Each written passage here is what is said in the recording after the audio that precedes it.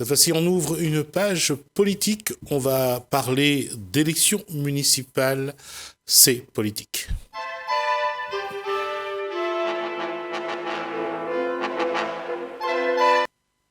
Et pour parler politique, ce soir, on accueille Mike Sioux. Bonsoir. Bonsoir, monsieur Ramoudou. Vous êtes candidat à Saint-André. Alors, pour être exact, je serai candidat, c'est sûr. Mais à ce jour, je ne sais pas encore dire si je serai tête de liste ou non. Mais je serai candidat. D'accord. Il y a des discussions avec les autres Les discussions sont entérinées, hein, donc je sais avec quelle équipe je vais partir. Nous travaillons actuellement sur le projet, parce que ce qui nous a rassemblés, c'est justement un projet commun pour l'intérêt de Saint-André et des Saint-Andréens. Quel est le parcours de Mike Sioux à ce jour? Mon parcours. Alors, je suis un Saint-Andréen de 31 ans. Je suis marié. J'ai eu l'occasion de faire toute ma scolarité sur Saint-André. Donc, soit l'école maternelle ou primaire à Saint-Clair-Génord à Chamborne. Le collège Sainte-Geneviève, toujours à Saint-André. Et puis, le lycée à Sarda-Garriga. Ensuite, je suis parti pour les études, notamment à Paris, aussi en Angleterre et en Inde, avant de revenir dans mon île. Combien de temps, comme ça, à faire le tour un petit peu pour se former, pour apprendre avant de revenir? On va dire 5 ans. 5 ans, parce que il y a eu 2 ans de prépa et 3 ans de cycle ingénieur. Ça change le regard? Ah oui, oui. Pour moi, pour l'ouverture d'esprit, il n'y a rien de mieux que la mobilité. C'est un passage obligé. Bon, bien sûr, nous avons des infrastructures à La Réunion, mais par exemple pour l'éducation, à un moment donné, on est obligé de partir. Et on part non seulement se former, mais on peut aussi améliorer son ouverture d'esprit. Qu'est-ce que ça a apporté à Mike Sioux, j'allais dire, cette mobilité? Alors, je vais venir notamment sur la partie engagement associatif qui maintenant se concrétise dans un engagement politique. En 2008, donc j'étais étudiant à Paris. Je faisais mon école d'ingénieur et il y avait l'AERP, l'Association des étudiants réunionnais de Paris. Ils cherchaient une nouvelle équipe et on m'a proposé de reprendre cette association en tant que président. Lorsque j'étais président de l'AERP, j'ai eu l'occasion de côtoyer le monde politique. C'était une totale découverte pour moi parce que mes parents n'étaient pas familiers avec ce monde-là. Donc du coup, j'ai eu l'occasion de rencontrer certains parlementaires, donc à l'Assemblée nationale et au Sénat. Et je me suis rendu compte qu'il y avait plusieurs problèmes, qui m'ont gêné moi et mes collègues de l'époque. Déjà, un manque de compétences de certaines personnes et surtout un manque de représentativité de la Réunion. Quand on regarde par exemple le conseil consultatif auprès du délégué interministériel pour l'égalité des chances des Français d'outre-mer, il y a 40 associations. Et sur les 40, il n'y avait que 2 associations réunionnaises. Ensuite, au niveau de la représentativité, à l'époque, le délégué interministériel était en entier, le délégué général à l'outre-mer de la mairie de Paris était en entier, la secrétaire d'État, parce qu'à l'époque, il n'y avait pas encore de ministre de l'outre-mer, était antillaise. Tout cela pour dire que la Réunion n'était pas entendue à Paris.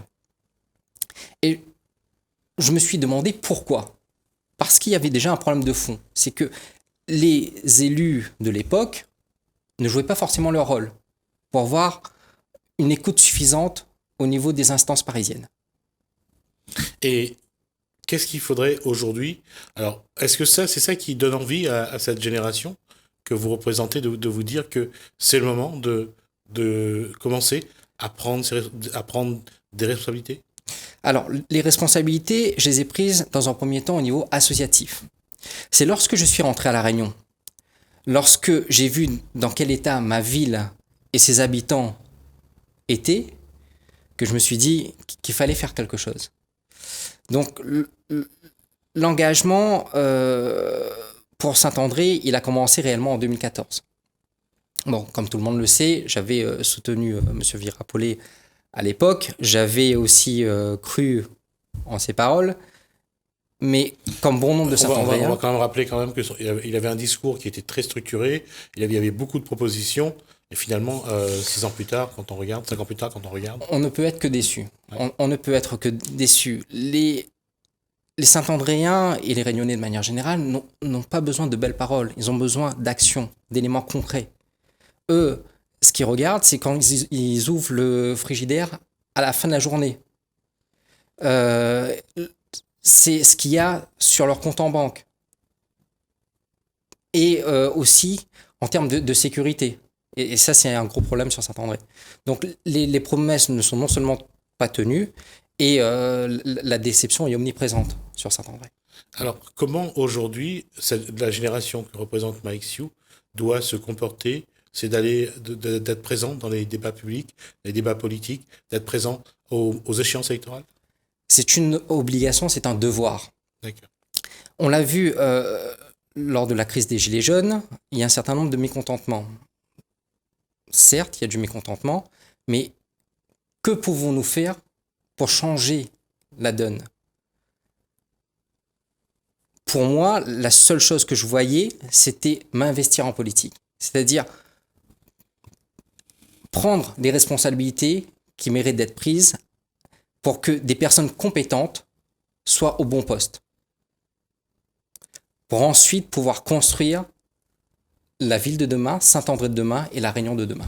Aujourd'hui, quel constat Mike Sioux fait de Saint-André quand il regarde cette ville dans laquelle il est né, il a grandi, il a fait toute sa vie. Aujourd'hui, il y vit marié. Quel constat? Comment a évolué cette ville depuis 30 ans finalement? Le problème, c'est qu'elle n'a pas évolué. Ouais. C'est ça le problème de Saint-André. Bon, il y a des travaux qui ont commencé récemment. On se pose la question du calendrier. Il y a chemin de la gare, chemin du centre, l'avenue du centre. Chemin du centre. Il y a des travaux également au centre-ville de Saint-André. À côté du lycée Jean Perrin. Il y a également là, ça bouge quand même. Depuis quelques mois, ça bouge beaucoup. Ça bouge, il faut le reconnaître et on ne peut être que content quand on voit que ça bouge enfin. Mais est-ce qu'on va attendre à chaque fois qu'il y ait une échéance électorale pour que ça bouge sur Saint-André? Le constat, c'est que ça n'a pas ou presque peu évolué sur Saint-André.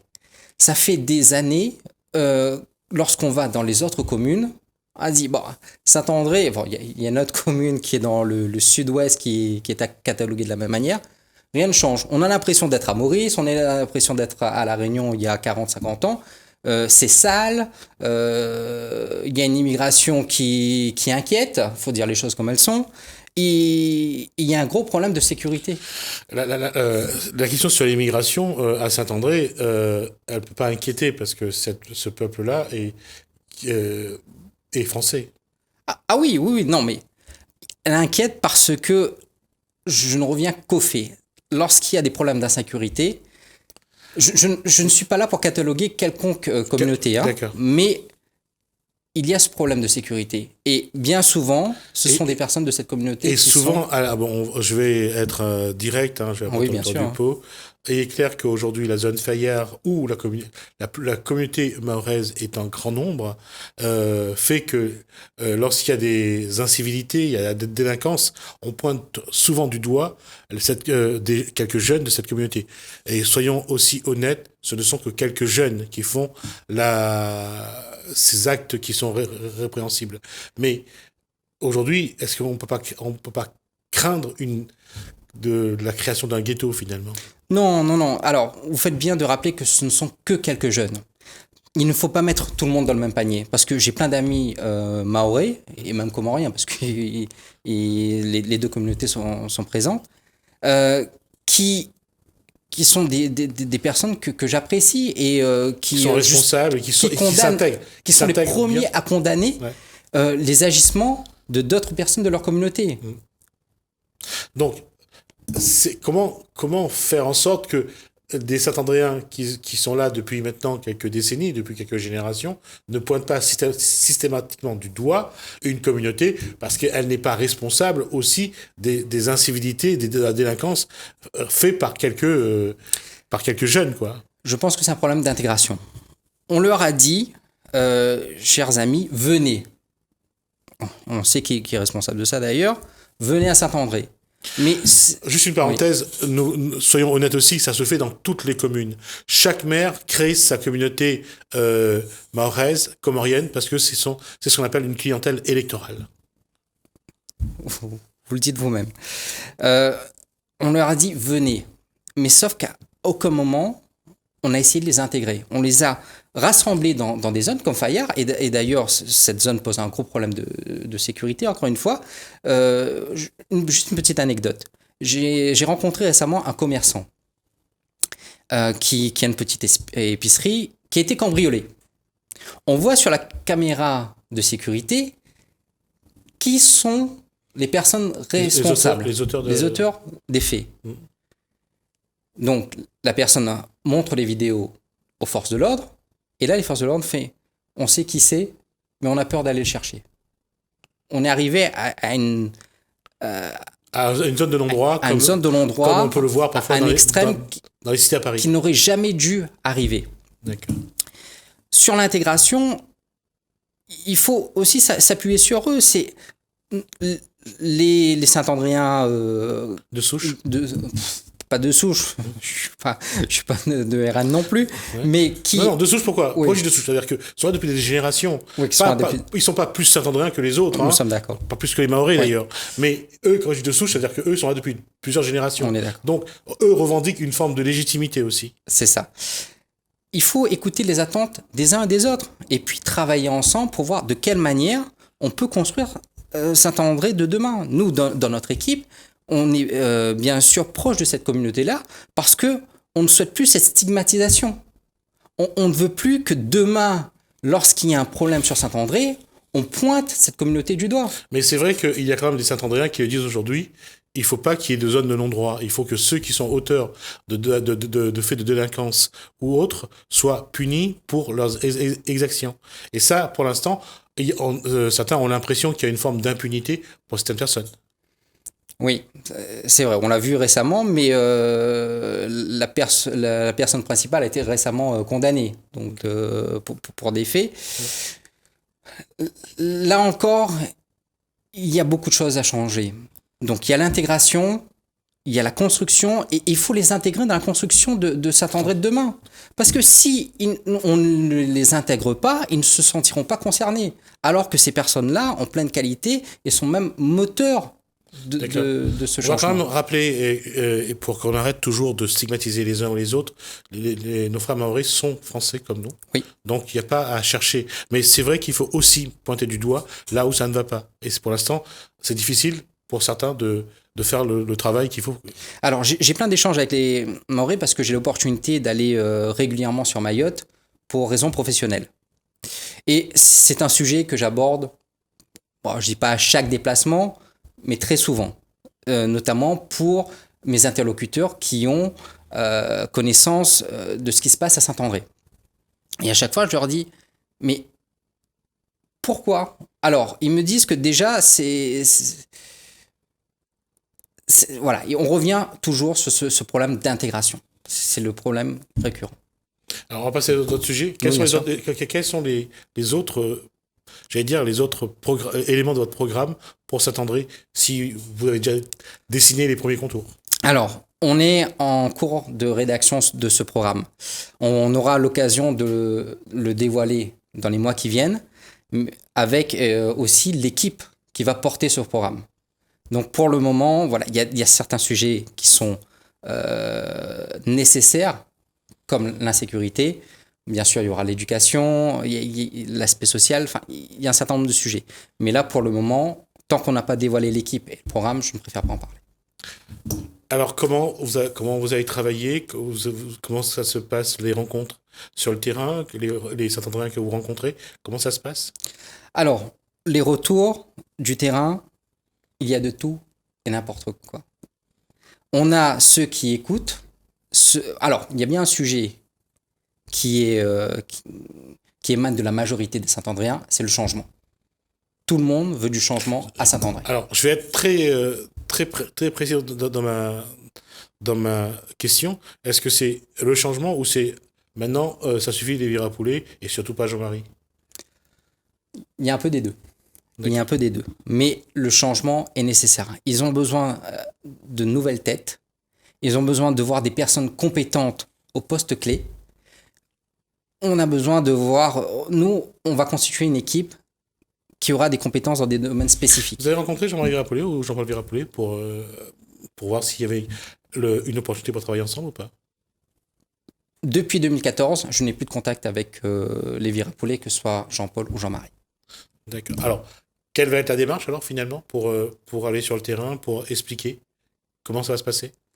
Alors, nous, comme je reviens sur le précédent point, donc sur le terrain, on a plusieurs retours. Donc il y a le changement.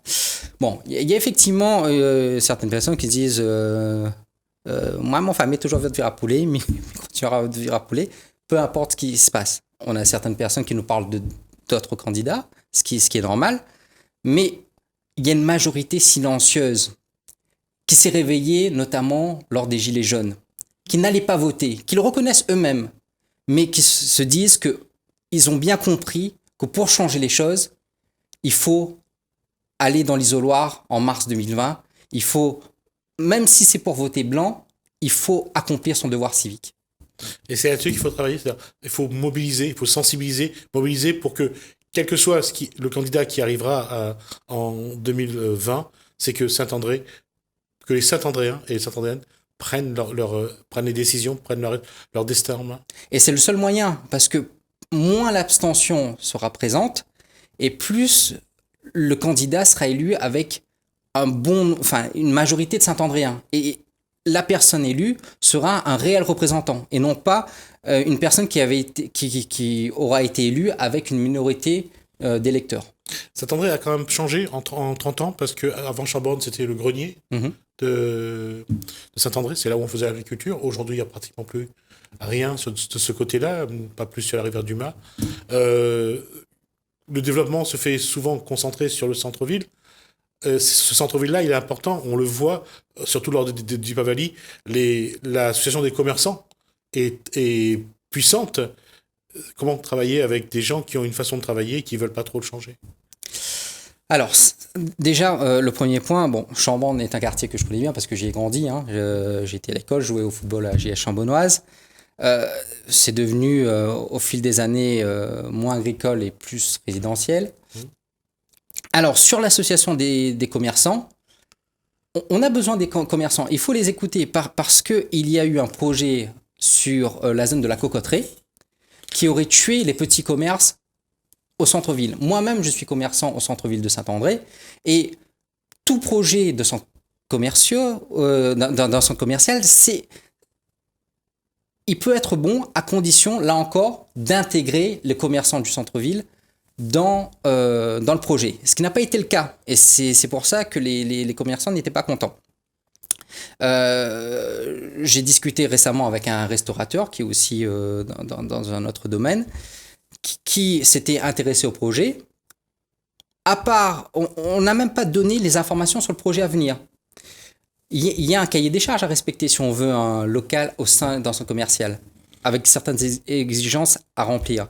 Mais si les commerçants n'ont pas connaissance de ces éléments, là encore, il faut les intégrer. Tout passe par la communication. Et dans cette période électorale, il y aura des échanges avec les commerçants? Ah, forcément, que ce soit avec les commerçants, que ce soit avec les artisans, que ce soit avec les chômeurs, que ce soit avec les fonctionnaires, avec tout le monde. On discute avec tout le monde pour justement prendre les doléances de chacun pour pouvoir bâtir le meilleur programme possible. Quelle est la vision du développement de Saint-André qu'a aujourd'hui Mike Sio? J'ai beaucoup d'attentes pour ma ville. J'ai beaucoup d'attentes pour ma ville, sinon je ne serais pas investi en politique. Au niveau technologique, c'est mon domaine principal. Il y a beaucoup d'acteurs nationaux ou internationaux qui ont besoin d'allier au sein des collectivités, au sein des municipalités, pour mener à bien, par exemple, la mise en place d'un data center. D'accord. C'est un des projets que j'avais proposé en 2014, mais qui... dont Jean-Paul Virapollet a parlé dans son programme, et il avait annoncé aussi qu'il y aura donc sur le Colosse, entre autres, un technoparc, mais on l'attend toujours. Donc, ce data center, il faut regarder aussi l'évolution non seulement de Saint-André, de La Réunion, mais aussi de la zone océan Indien. Parce que si on arrive à mettre un outil de qualité à La Réunion, sur lequel nos voisins peuvent s'appuyer, que ce soit à Maurice, que ce soit aux Seychelles, à Madagascar, on a un gros problème à La Réunion à cause du câble sous-marin, le SAFE. En cas de coupure du SAFE, on est un peu déconnecté du reste de la planète. Bon, il y a d'autres câbles, le Lion et le Lion 2, mais lorsqu'il y a une coupure du SAFE, tout le monde le ressent. On a vu il y a quelques jours, là, avec la coupure d'Orange, que ce soit sur la partie mobile ou sur la partie Internet, ça pénalise l'activité et l'économie. Donc, si demain, on est capable de proposer à nos voisins, par exemple, un data center qui rassemble l'ensemble des besoins, bah demain, même si le SAFE coupe, il n'y aura pas de coupure pour le consommateur. Mathieu, on est arrivé à la fin de cette discussion, on a déjà dépassé 10 minutes. Merci d'avoir accepté cette invitation et cet échange. Je rappelle donc que vous êtes candidat à l'élection municipale de Saint-André. Donc, est-ce que vous êtes tête de liste ou sur la liste? On le verra donc à l'avenir. Merci d'avoir donc répondu à nos questions et Merci de m'avoir reçu. On se dit à bientôt sans doute pour parler un petit peu de comment ça a avancé. Merci à vous de nous avoir suivis. Merci Hélène, merci François. Très bon week-end à tous. À bientôt.